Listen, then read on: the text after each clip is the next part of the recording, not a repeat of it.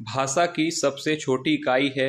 Option A पद, B शब्द, सी व्यंजन या ऑप्शन डी वर्ण। तो देखिए भाषा की सबसे छोटी इकाई को क्या कहा जाता है और ये प्रश्न पूछा जाता है, तो ध्यान से इसका आंसर देखिएगा। भाषा की सबसे छोटी इकाई है वर्ण। ऑप्शन डी राइट आंसर होगा।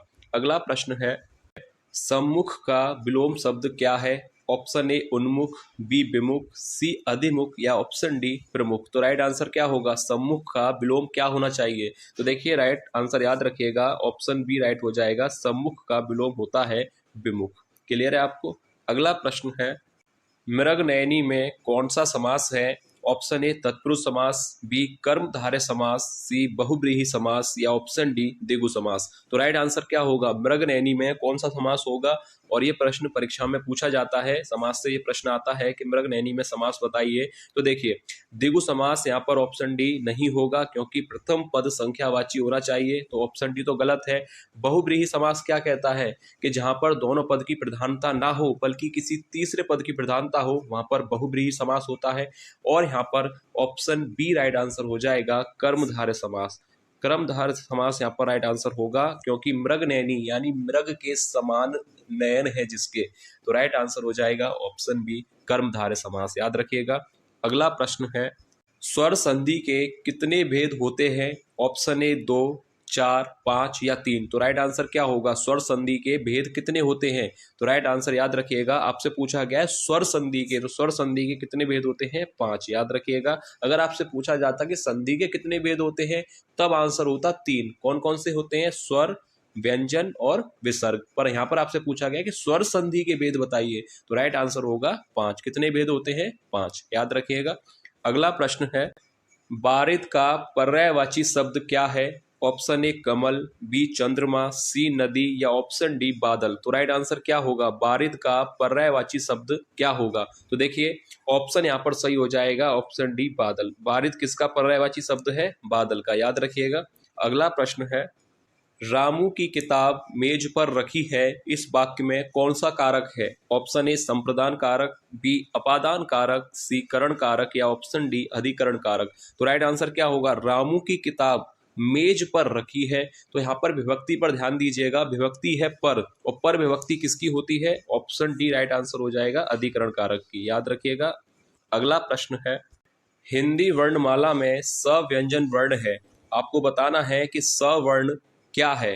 अंतःस्थ वर्ण है या ऊष्मीय व्यंजन है या स्पर्श व्यंजन है या ऑप्शन डी पार्श्विक वर्ण है। तो देखिए स वर्ण क्या है? स वर्ण है एक ऊष्मीय वर्ण। ऑप्शन बी राइट आंसर हो जाएगा। इसके अतिरिक्त तो और भी वर्ण होते हैं जो आपको याद रखना है, ऊष्मीय वर्ण कहलाते हैं, क्योंकि इन पे भी प्रश्न बनता है। तो देखिए कौन कौन से होते हैं, मैं यहाँ पे लिख दूं। इसके अतिरिक्त जो बचे हैं ये वर्ण भी ऊष्मीय वर्ण कहलाते हैं। तो यहाँ पर ए हो जाएगा श। ठीक है, ये 4 वर्ण हैं जो ऊष्मीय वर्ण कहलाते हैं, ये भी याद रखिएगा। अगला प्रश्न है, अनुज कमरे में है, वाक्य में कौन सा कारक है? ऑप्शन ए अपादान कारक, बी संप्रदान कारक, सी अधिकरण कारक या ऑप्शन डी कर्म कारक। तो देखिए अनुज कमरे में है, वाक्य में कारक क्या होना चाहिए? तो देखिए यहाँ पर ध्यान दीजिएगा, ऑप्शन वैसे तो सही हो जाएगा सी अधिकरण कारक। यहाँ पर ऑप्शन सी राइट आंसर हो जाएगा, अधिकरण कारक। लिंग की दृष्टि से खटमल कैसा शब्द है? ऑप्शन ए पुल्लिंग, बी स्त्रीलिंग, सी उभयलिंग या ऑप्शन डी इनमें से कोई नहीं। तो राइट आंसर क्या होगा? खटमल कैसा शब्द है? खटमल है, ऑप्शन ए राइट हो जाएगा, पुल्लिंग शब्द। याद रखिए खटमल कैसा शब्द है?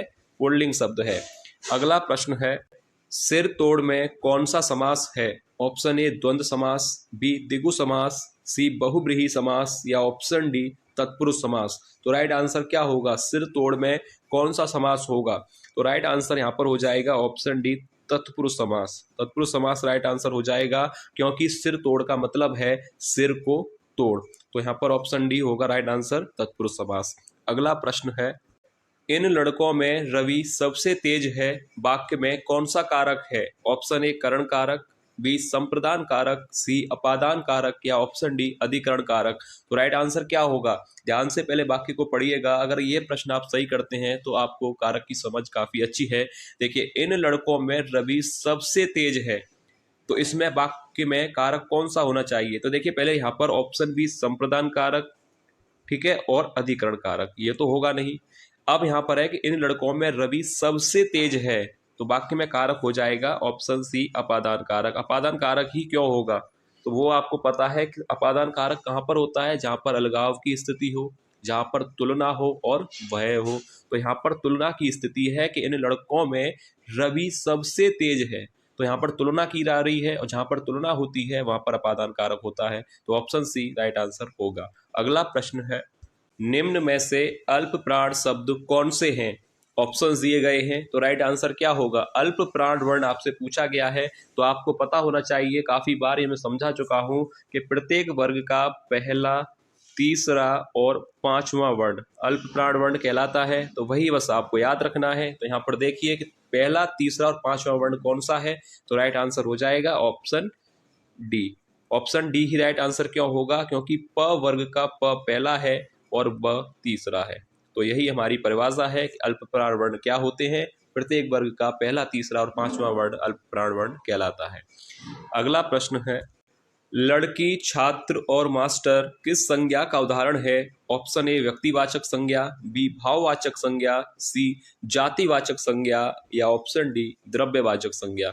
लड़की, छात्र और मास्टर किस संज्ञा का उदाहरण होगा, तो सरल प्रश्न है, टाइम नहीं लेंगे, जातिवाचक संज्ञा राइट आंसर हो जाएगा। ऐसे प्रश्न अगर आते हैं तो आपको छोड़कर नहीं आने, अगर संज्ञा तो काफी सरल होती है, सभी को आना चाहिए, तो राइट आंसर होगा ऑप्शन सी। अगला प्रश्न है, निम्न में दंत्य ध्वनि कौन सी है, ऑप्शन ए क, च, त या भ, तो राइट आंसर क्या होगा। दंत्य ध्वनि यानी दंत्य वर्ण आपसे पूछा गया है, तो आपको पता होना चाहिए कि त वर्ग का प्रत्येक वर्ण दंत्य वर्ण कहलाता है, तो राइट आंसर हो जाएगा ऑप्शन सी त। याद रखिएगा, त वर्ग का जो प्रत्येक वर्ण है, जैसे कि त, साथ ही साथ ध्यान दीजिएगा ये सभी वर्ण कहलाते हैं दंत्य वर्ण। ये भी 5 होते हैं, त वर्ग का प्रत्येक वर्ण दंत्य वर्ण कहलाता है। अगला प्रश्न है, पर्णकुटी में कौन सा समास है, ऑप्शन ए तत्पुरुष, बी बहुव्रीहि, सी द्वंद्व या ऑप्शन डी द्विगु समास। तो राइट आंसर क्या होगा, सेकंड में आंसर होना चाहिए, क्योंकि पर्णकुटी में आपसे समास पूछा गया है। द्विगु क्या होता है, जिसका प्रथम पद संज्ञावाची हो, तो वो तो होगा नहीं। द्वंद्व क्या होता है, कि जिसमें दोनों पद की प्रधानता हो। और ऑप्शन बी बहुव्रीहि क्या होता है, कि जहां पर दोनों पदों को छोड़कर किसी तीसरे पद की प्रधानता हो। और तत्पुरुष यहाँ पर राइट आंसर हो जाएगा, क्योंकि पर्णकुटी का मतलब है, पर्ण माने क्या होता है, पत्ता, यानी पत्ते की कुटी। तो यहाँ पर ध्यान दीजिएगा, विक्रय करने पर आपको मिलेगा पत्ते की कुटी, तो यहाँ पर राइट आंसर हो जाएगा तत्पुरुष समास। अगला प्रश्न है, अमृत का विलोम शब्द है, ऑप्शन ए अर्क, बी पीयूष, सी मधुर या ऑप्शन डी विष। परीक्षा का सबसे पसंदीदा प्रश्न है कि अमृत का विलोम शब्द क्या होता है, तो सरल प्रश्न भी है, ऑप्शन डी विष होता है। याद रखिएगा, अमृत का विलोम शब्द होता है विष।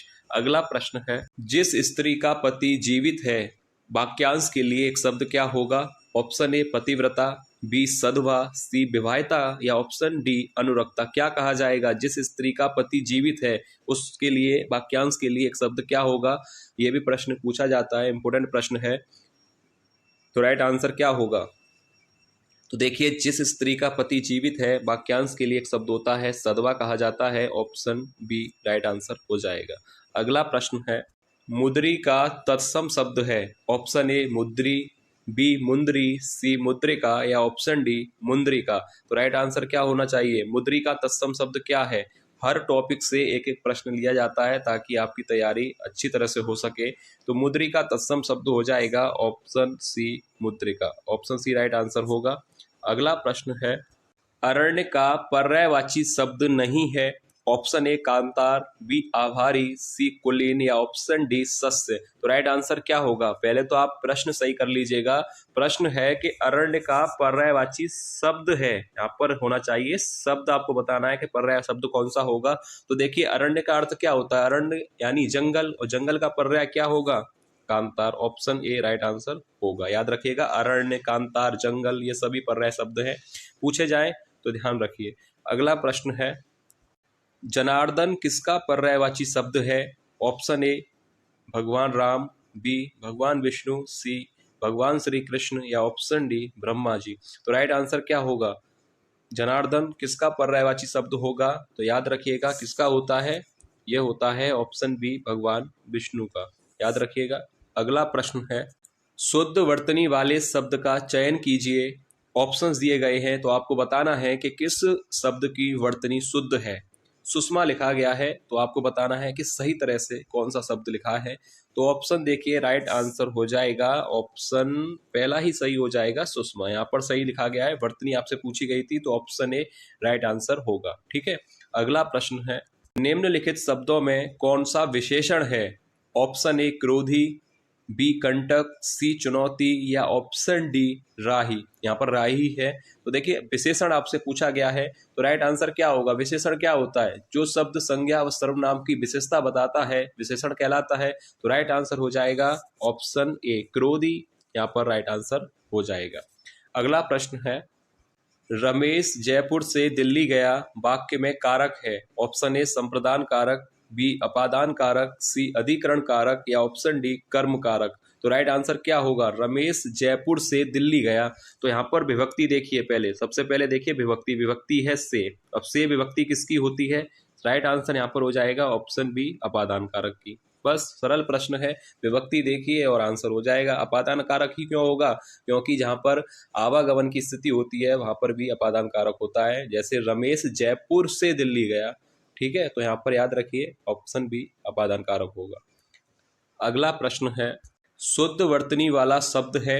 ऑप्शन ए वजीफा, बी रासायनिक, सी प्रतिष्ठा या ऑप्शन डी स्थाई। तो राइट आंसर क्या होगा, शुद्ध वर्तनी किस शब्द की है। तो सरल प्रश्न है, ऑप्शन सी राइट आंसर होगा। प्रतिष्ठा यहाँ पर सही लिखा गया है, बाकी वजीफा गलत है। रासायनिक नहीं होता, रासायनिक होता है। और स्थाई यहाँ पर गलत है, क्योंकि ई की जगह आना चाहिए यहाँ पर, याद रखिए। स्थाई ऐसे लिखा जाएगा, ई यहाँ से हटा दीजिए। अब देखिए स्थाई बिल्कुल सही है, पर यहाँ पर ऑप्शन सी राइट होगा, प्रतिष्ठा। अगला प्रश्न है, शताब्दी शब्द में कौन सा समास है। ऑप्शन ए द्वंद्व समास, बी द्विगु समास, सी तत्पुरुष समास या ऑप्शन डी बहुब्रीहि समास। तो राइट आंसर क्या होगा, शताब्दी शब्द में कौन सा समास होगा। सरल प्रश्न है, ऑप्शन बी यहाँ पर राइट आंसर हो जाएगा, शताब्दी में समास होगा द्विगु समास। तो यह था वीडियो का लास्ट प्रश्न। जो भी विद्यार्थी पहली बार क्लास ले रहे थे, चैनल को सब्सक्राइब जरूर कर लीजिएगा, क्योंकि डेली ही ऐसे प्रश्न कराए जा रहे हैं चैनल पर, तो आप अपनी तैयारी के लिए चैनल से जुड़ सकते हैं। तो चलिए मिलेंगे नेक्स्ट क्लास में ऐसी और महत्वपूर्ण प्रश्नों के साथ, तब तक के लिए धन्यवाद।